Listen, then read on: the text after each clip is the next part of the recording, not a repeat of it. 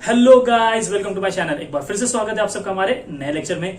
Guys, हम लोग पढ़ रहे थे फॉर्म्स ऑफ बिजनेस ऑर्गेनाइजेशन, जिसके हम लोगों ने सारे लेक्चर लगाए। गाइस, हम लोगों ने 5 फॉर्म्स ऑफ बिजनेस ऑर्गेनाइजेशन को डिस्कस किया: sole trading concern, partnership form, joint Hindu family business, cooperative society and joint stock company. Guys, आज हम लोग पढ़ने वाले हैं ये सारे जो बिजनेस ऑर्गेनाइजेशन हम लोग ने पढ़ा, उसके हम लोग डिस्टिंग्विश बिटवीन पढ़ने वाले हैं। ओके, तो आज का लेक्चर हम लोग शुरू करते हैं।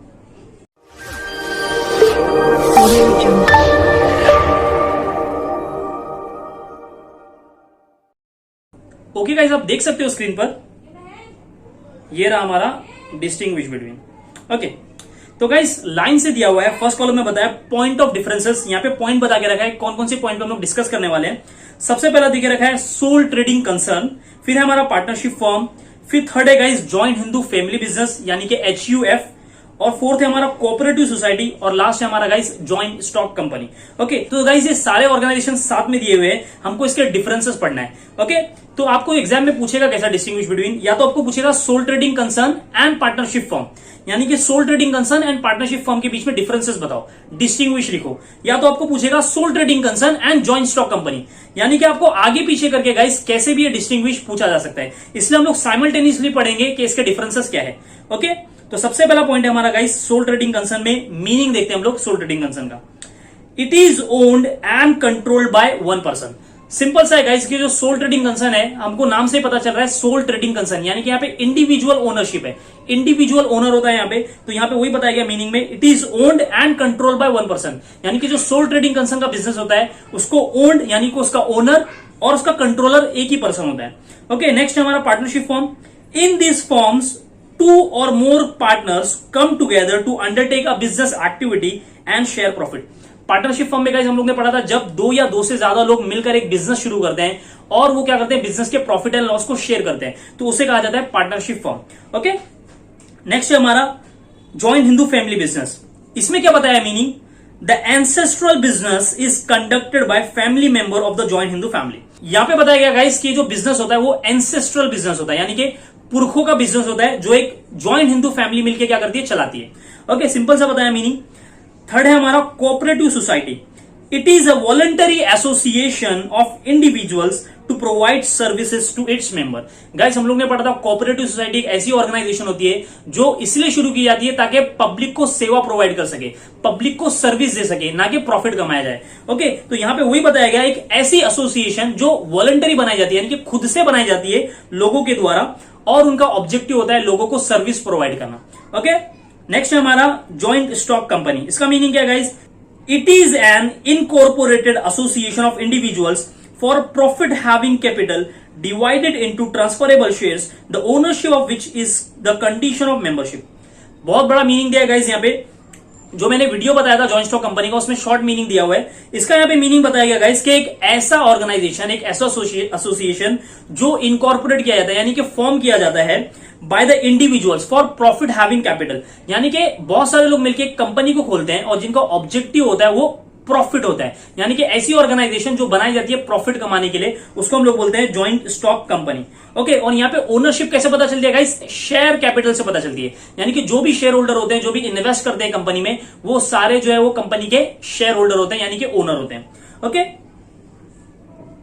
अब हम लोग गाइस इसका पढ़ते हैं number of members. Number of members यानी कि सोल ट्रेडिंग कंसर्न में, पार्टनरशिप फॉर्म में कितने कितने मेंबर्स होते हैं, अभी हम लोग इसमें डिस्कस करेंगे। नंबर ऑफ मेंबर, सबसे पहला सोल ट्रेडिंग कंसर्न का, जैसे अभी नाम से ही पता चल रहा है सोल ट्रेडिंग कंसर्न है, यानी कि एक सिंगल पर्सन है यहाँ पे, तो यहाँ पे ओनली 1 मेंबर है यहाँ पे। सेकंड है हमारा पार्टनरशिप फॉर्म, उसमें बताया minimum 2 partners and maximum 50 partner are there. यहाँ पे लिमिट बता के रखिएगा इस पार्टनरशिप फॉर्म में, हमको याद रखना है कि मिनिमम 2 लोग चाहिए पार्टनरशिप फॉर्म को खोलने के लिए और मैक्सिमम 50 लोग चाहिए। ओके, यानी कि 50 से ज्यादा जो है पार्टनरशिप फॉर्म में पार्टनर को हम लोग एडमिट नहीं कर सकते। ओके, थर्ड है हमारा जॉइंट हिंदू फैमिली बिजनेस। उसमें बताया गया है there is no limit for numbers of member, यानी कि जॉइंट हिंदू फैमिली बिजनेस में गाइस मेंबर की कोई लिमिट नहीं होती, क्योंकि जैसे जैसे लोग पैदा होते रहते हैं फैमिली में, वो सारे मेंबर्स बनते जाते हैं। ओके, और उन मेंबर्स को कहा जाता है को पार्टनर्स। ओके, तो यहां पे कोई लिमिट नहीं है, यानी कि अनलिमिटेड है। अब हमारा है cooperative society. Minimum 10 and maximum no limit for number of member. यहां पे बताया कोऑपरेटिव सोसाइटी को शुरू करने के लिए मिनिमम 10 लोगों की रिक्वायरमेंट होती है और मैक्सिमम कोई लिमिट नहीं है यहाँ पे। यानी कि अगर कोऑपरेटिव सोसाइटी किसी को स्टार्ट करना है गाइस तो मिनिमम 10 लोग लगेंगे, लेकिन उसकी मैक्सिमम लिमिट नहीं है। मैक्सिमम लिमिट इसलिए नहीं है क्योंकि ये लोग सर्विस प्रोवाइडिंग का काम कर रहे हैं, तो जितने सारे लोग जो है वो ऑर्गेनाइजेशन में जुड़ेंगे उतना ही ज्यादा जो है फायदा होगा। ओके गाइस, नेक्स्ट है हमारा joint stock company. Private company minimum 2, maximum 200, public company minimum 7 and there is no limit of maximum number of member. Guys, joint stock company में दो अलग अलग कंपनीज है, एक होता है पब्लिक कंपनी, एक होता है प्राइवेट कंपनी। पब्लिक कंपनी यानी कि जो गवर्नमेंट कंपनी चलाती है उसको हम लोग बोलते हैं पब्लिक कंपनी, और जो प्राइवेट लोग मिलकर चलाते हैं कंपनी उसको बोलते हैं हम लोग प्राइवेट कंपनी। तो प्राइवेट कंपनी के लिए गाइस अलग नंबर ऑफ मेंबर्स दिया हुआ है। क्या बताया? मिनिमम 2 लोग चाहिए प्राइवेट कंपनी को स्टार्ट करने के लिए और मैक्सिमम 200। यानी कि अगर किसी को प्राइवेट कंपनी खोलना है तो मिनिमम 2 लोग लगेंगे और ज्यादा से ज्यादा 200 लोग लगेंगे। यानी कि 200 से ज्यादा लोग जो है वो प्राइवेट कंपनी में नहीं हो सकते। पब्लिक कंपनी का बताया गाइस, गवर्नमेंट कंपनी का मिनिमम 7 लोग चाहिए गवर्नमेंट कंपनी को चलाने के लिए और there is no limit of maximum number of member. यानी कि गवर्नमेंट कंपनी जो है पब्लिक कंपनी गाइस उसमें मैक्सिमम लिमिट ही नहीं है। यानी कि बहुत सारे लोग जो है वो इन्वेस्टर बन सकते हैं पब्लिक कंपनी के और मिनिमम 7 लोग चाहिए। ओके, तो ये याद रखना बहुत ज्यादा इंपॉर्टेंट है, एमसीक्यूज में भी पूछा जा सकता है हमको। ओके गाइस, थर्ड जो हमारा पॉइंट है वो है रजिस्ट्रेशन। यानी कि जो ज्वाइंट स्टॉक कंपनी है, पार्टनरशिप फर्म है, इसमें कौन कौन सी ऑर्गेनाइजेशन में रजिस्ट्रेशन कंपलसरी है। सबसे पहले देखते हैं हम लोग सोल ट्रेडिंग कंसर्न का। इट इज नॉट रिक्वायर्ड, यानी कि रजिस्ट्रेशन की कोई भी जरूरत नहीं है सोल ट्रेडिंग कंसर्न में। सेकंड हमारा partnership firm, it is not compulsory in India but it is compulsory इन महाराष्ट्र। यानी कि जो पार्टनरशिप है गाइस उसकी रजिस्ट्रेशन की रिक्वायरमेंट इंडिया में नहीं है, लेकिन जो हमारा स्टेट है महाराष्ट्र और कुछ कुछ स्टेट में जो है वो कंपलसरी है। ओके, थर्ड है हमारा ज्वाइंट हिंदू फैमिली बिजनेस। तो इसमें बताया इट इज नॉट रिक्वायर्ड, यानी कि ज्वाइंट हिंदू फैमिली बिजनेस में भी रजिस्ट्रेशन की जरूरत नहीं है। ओके, सेकेंड लास्ट है हमारा cooperative society, it is compulsory, और ज्वाइंट स्टॉक कंपनी में भी दिया है इट इज कंपलसरी। यानी कि ज्वाइंट स्टॉक कंपनी और कोऑपरेटिव सोसाइटी में गाइस रजिस्ट्रेशन मैंडेटरी है, कंपलसरी हमको करवाना पड़ेगा। ओके, आगे बढ़ते हैं। फोर्थ है हमारा गाइस लायबिलिटी। अब ये लायबिलिटी क्या होता है? जितना भी हमारा कर्जा होता है गाइस, जितना भी हम लोग उधार लेते हैं ओके अपने बिजनेस को चलाने के लिए, उसको हम बोलते हैं लायबिलिटी। ओके, तो अब देखते हैं सोल ट्रेडर की liability. The liability of soul trader is unlimited. जो लायबिलिटी है सोल ट्रेडर की वो अनलिमिटेड है, क्योंकि यहां पे कोई और बंदा नहीं है लायबिलिटी को शेयर करने के लिए। ओके, पार्टनरशिप फॉर्म में देखते हैं, the liability of partner is unlimited, joint and several. यहां पे बताया जो पार्टनर्स की लायबिलिटी है गाइस वो अनलिमिटेड है, जॉइंट है और सेवरल है। यानी कि सारे पार्टनर की लायबिलिटी जो है वो अनलिमिटेड है। अगर एक ने भी लोन लिया है तो सब लोग जिम्मेदार होंगे उस लोन को चुकाने के लिए, क्योंकि इनकी जो लायबिलिटी है गाइस वो जॉइंट है। ओके, जॉइंट हिंदू फैमिली में देखते हैं, द लायबिलिटी ऑफ कर्ता is unlimited and the liability of the को पार्टनर्स इज लिमिटेड। यहां पे दो अलग अलग चीजें गाइस, जो लायबिलिटी है कर्ता की यानी कि जो बिजनेस का हेड होता है उसकी लायबिलिटी अनलिमिटेड होती है, लेकिन जो उसके फैमिली मेंबर्स होते हैं, जो को पार्टनर्स होते हैं, उनकी लायबिलिटी लिमिटेड होती है। ओके, कोऑपरेटिव सोसाइटी में देखते हैं हम लोग, the liability of the share holder is limited up to the extent of the unpaid amount of shares held by them. Same point दिखाया गया है ज्वाइंट स्टॉक कंपनी में भी, यानी कि जो ज्वाइंट स्टॉक कंपनी है और कोऑपरेटिव सोसाइटी उसमें जो लायबिलिटी होती है गाइस शेयर होल्डर्स की वो लिमिटेड होती है। ओके, यानी कि शेयर होल्डर्स की पर्सनल प्रॉपर्टी को यूज नहीं किया जाएगा लोन को पे ऑफ करने के लिए। पांचवा है गाइस हमारा कैपिटल। अब देखते हैं हम लोग कैपिटल का क्या सिचुएशन है सारे ऑर्गेनाइजेशन में। सबसे पहला sole trading concern, comparatively limited capital. यहां पे बताया गया जो सोल ट्रेडिंग कंसर्न है गाइस उसमें कैपिटल कैसा होता है? लिमिटेड होता है, क्योंकि एक अकेला पर्सन जो है उसको इन्वेस्टमेंट करना पड़ता है, तो एक अकेला पर्सन कितना इन्वेस्टमेंट करेगा। ओके, तो इसलिए यहां पे कैपिटल लिमिटेड है।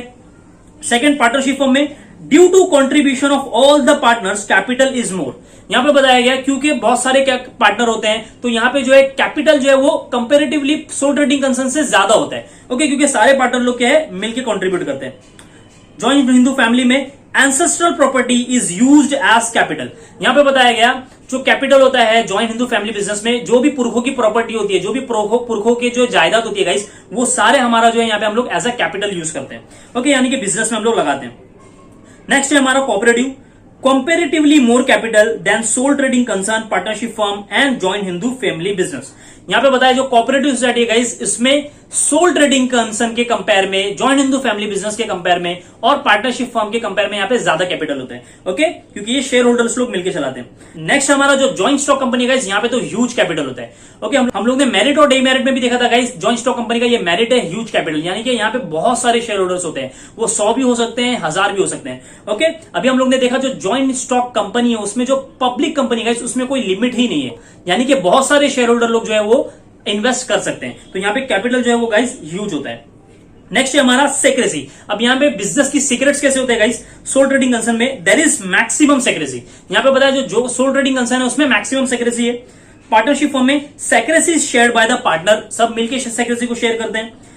जॉइंट हिंदू फैमिली बिजनेस में secrecy can be maintain because it is family business. यहाँ पे बताया सेक्रेसी जो है हम लोग मेंटेन करके रख सकते हैं, क्योंकि यहाँ पे कोई आउटसाइडर नहीं होता बिजनेस में, सारे फैमिली मेंबर ही होते हैं, तो यहाँ पे भी सेक्रेसी होती है। लेस बिजनेस सेक्रेसी, या हम लोग कह सकते हैं नो बिजनेस सेक्रेसी।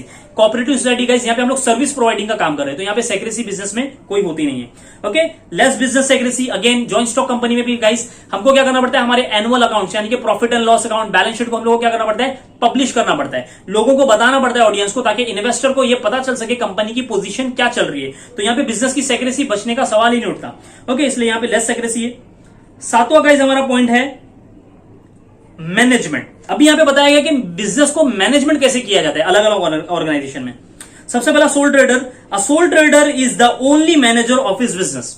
सिंपल सा है, सोल ट्रेडर अकेला मैनेजर होता है। पार्टनरशिप फर्म में all the partner in a partnership firm have a equal managerial rights, यानी कि सारे पार्टनर जो है वो इक्वली मैनेजरियल राइट्स है उनके पास। द कर्ता is the manager of the business who is assisted by the को पार्टनर्स। यहाँ पे बताया जो कर्ता होता है वो बिजनेस को मैनेज करता है, लेकिन उनकी हेल्प करते हैं फैमिली मेंबर्स यानी कि को partners. Next, managing committee is the managing body of the cooperative society. और जो कोऑपरेटिव सोसाइटी गाइस, उसको मैनेज करने के लिए हम लोग जो शेयर होल्डर होते हैं उनमें से किसी लोगों को हम लोग क्या करते हैं, मैनेजिंग कमिटी बना देते हैं, और वो मैनेजिंग कमिटी क्या करती है, बिजनेस को हैंडल करती है। यहां पे तो पता है जॉइंट स्टॉक कंपनी में बोर्ड ऑफ डायरेक्टर करते हैं। Board of director look after the management of the company. हम लोग ने पढ़ा था गाइस जॉइंट स्टॉक कंपनी में भी कि जो बोर्ड ऑफ डायरेक्टर्स होते हैं वो कंपनी को मैनेज करते हैं, और ये बोर्ड ऑफ डायरेक्टर्स हमारे शेयर होल्डर्स में से ही चुने जाते हैं।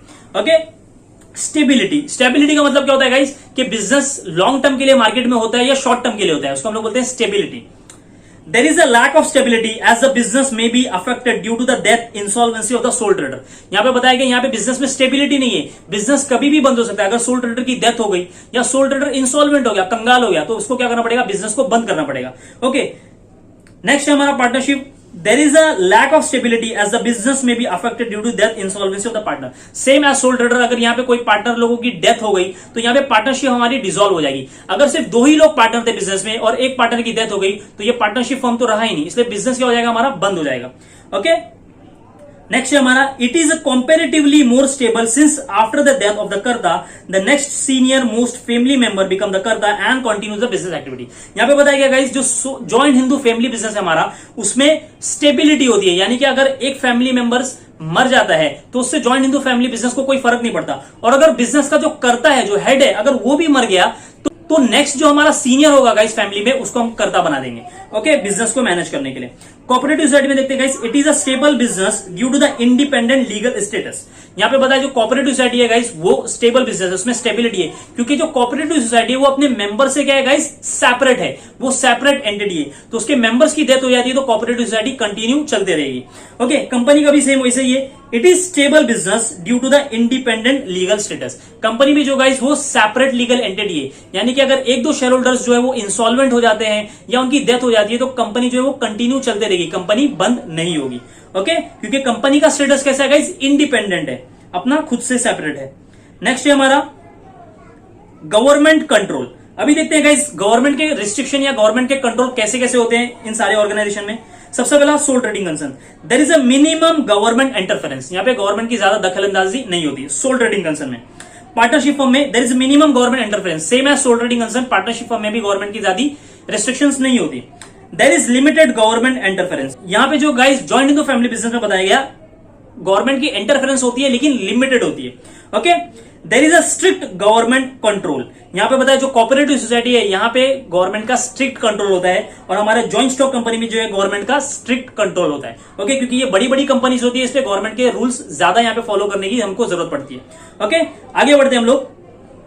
10th जो हमारा गाइस पॉइंट है वो है एक्ट एंड लॉ, यानी कि अब सोल ट्रेडिंग कंसर्न बिजनेस को हमको चलाना है तो हमको कौन से लॉ को फॉलो करना पड़ेगा, ओके, या कौन सा एक्ट उसके लिए बनाया गया है। सबसे पहला, there is no separate act to govern the activity of the sole trading concern. Sole trading concern को कंट्रोल करने के लिए या उसके रूल्स बताने के लिए कोई एक्ट पास हुआ ही नहीं अब तक। ओके, नेक्स्ट हमारा partnership form, Indian partnership act 1932 is applicable in India. ये याद रखना है गाइस कि जो पार्टनरशिप फर्म के बिजनेस को कंट्रोल करने के लिए एक एक्ट पास किया गया है हमारे इंडिया में, उसका नाम है Indian partnership act 1932, 1932। Okay, next हमारा join Hindu family, the Hindu succession act 1956 and the Hindu law is applicable. क्या है guys, join Hindu family business के लिए रूल्स कहां पे बनाए गए, हिंदू सक्सेशन लॉ और Hindu succession act 1956 and Hindu law. Okay, next हमारा cooperative society, the Indian cooperative society act 1912 and the respect to state cooperative society act. यहां पे बताया कोऑपरेटिव सोसाइटी को मैनेज करने के लिए गाइस एक एक्ट पास किया गया जिसका नाम है cooperative society act 1912 and respect to state cooperative society, यानी कि अलग अलग स्टेट के कुछ अलग कोऑपरेटिव सोसाइटी के भी रूल्स होते हैं गाइस, वो भी हमको क्या करना पड़ता है, फॉलो करना पड़ता है। ओके, नेक्स्ट हमारा company, the companies act 2013 is applicable, यानी कि जितनी भी जॉइंट स्टॉक कंपनी है हमारे इंडिया में उन सभी के लिए जो गाइस एक एक्ट पास किया गया जिसका नाम है कंपनीज एक्ट 2013। ये पहले कंपनीज एक्ट 1956 हुआ करता था, अभी उसमें अमेंडमेंट हुआ है, अभी उसका नाम कर दिया है कंपनीज एक्ट 2013। ओके, 11th है गाइस हमारा फॉर्मेशन। फॉर्मेशन यानी कि अब सोल ट्रेडिंग कंसर्न किसी को शुरू करना है या कंपनी शुरू करना है तो कौन सा डिफिकल्ट है कौन सा इजी है। ओके, फॉर्मेशन यानी कि कंपनी को शुरू करना, कंपेरेटिवली इजी। यहां पे बताया सारे बिजनेस ऑर्गेनाइजेशन के कंपेयर में सोल ट्रेडिंग कंसर्न को शुरू करना बहुत ही इजी है। Partnership form, few legal formalities are required for the formation. यहां पे पार्टनरशिप फॉर्म में गाइस रजिस्ट्रेशन लगता है हम लोगों को महाराष्ट्र में, तो फ्यू लीगल फॉर्मेलिटीज यानी कि कुछ फॉर्मेलिटीज को हम लोगों को करना पड़ता है। Comparatively simple and easy, joint Hindu family business के जो फॉर्मेशन है गाइस वो बहुत ही इजी होता है, यहां पे बताया। Cooperative society formation is comparatively cheaper but time consuming due to the many legal formalities. और जो हमारा कोऑपरेटिव सोसाइटी गाइस उसमें बताया उसका जो फॉर्मेशन है उसके लिए जो कॉस्ट लगता है हमको वो चीपर है, यानी कि सस्ते में हो जाता है इसका फॉर्मेशन, और लेकिन यहाँ पे बताया कि वो टाइम कंज्यूमिंग है और यहाँ पे गवर्नमेंट की फॉर्मेलिटीज हमको पूरी करना पड़ता है। ओके, नेक्स्ट हमारा formation is complicated, costly and time consuming and there are many legal formalities. जो जॉइंट स्टॉक कंपनी है गाइस सब में बड़ा डिसएडवांटेज जॉइंट स्टॉक कंपनी का ये है कि उसको स्टैब्लिश करना, उसको फॉर्म करना बहुत ज्यादा मुश्किल होता है, क्योंकि यहाँ पे जो है बहुत ज्यादा हमको लीगल फॉर्मेलिटीज पूरी करनी पड़ती है और ये कॉस्टली भी होता है और बहुत ज्यादा टाइम लगता है। ओके, तो सबसे डिफिकल्ट कौन सी ऑर्गेनाइजेशन है गाइस फॉर्म करना, जॉइंट स्टॉक कंपनी।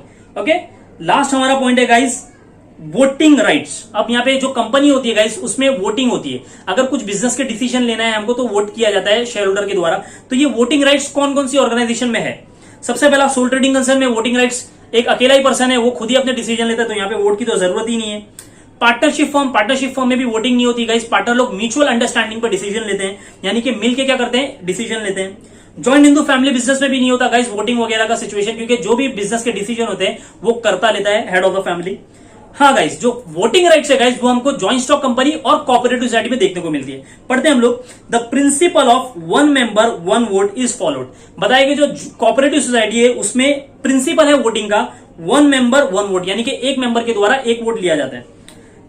अभी हमारा है joint stock company, the principle of one share one vote is followed, यानी कि बताया कि जितने शेयर होल्डर होते हैं गाइस उनके जितने शेयर्स होते हैं उस हिसाब से उनके वोटिंग राइट्स डिसाइड होते हैं, यानी कि वन शेयर वन वोट, अगर किसी के पास वन शेयर है तो उसको एक वोट का राइट मिलता है।